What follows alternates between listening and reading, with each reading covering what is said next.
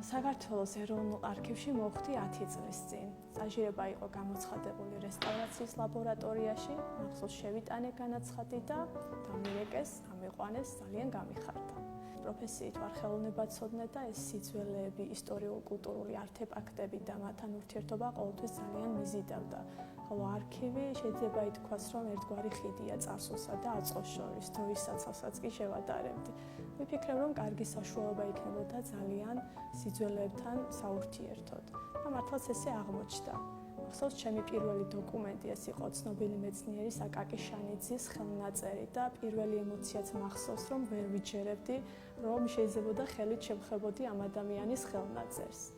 რესტავრაციის პროცესში შინაარსობრივადაც რამდენადაც შესაძლებელია ვეცნობით ხოლმე დოკუმენტებს და ერთ-ერთი ყველაზე ძლიერი შთაბეჭდილება მოახდინა წმინდა გრიგოლ ფერაძის წერილებმა. ეს იყო მისი მეგობრისადმი მიწერილი წერილები და იგი ამ წერილებში უამბობდა მეგობარს თუ როგორ ეძებდა კრაკოვში დაკარგულ ხელნაწერებს და ყოველ ახალ წერილში ახალ კვალს პოულობდა ხელნაწერებისკენ მიმავალს.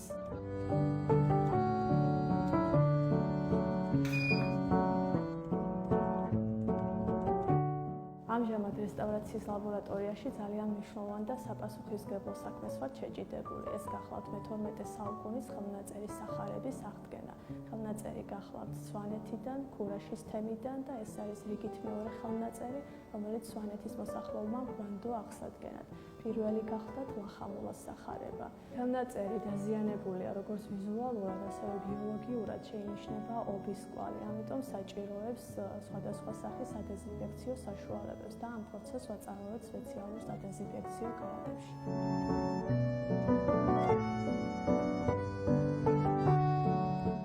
რესტავრაციის პროცესში ყველაზე მთავარია დოკუმენტს შევინარჩუნოთ ავთენტური სახე.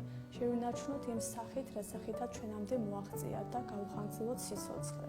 რესტავრატორის საქმიანობა არის ძალიან დიდი პასუხისმგებლობა და ამავდროულად ძალიან დიდი პატივია ჩემთვის. მე მოხარული ვარ, რომ მიწევს ვზრუნავდე ჩვენი ქვეყნის ეროვნულ საგანძურზე.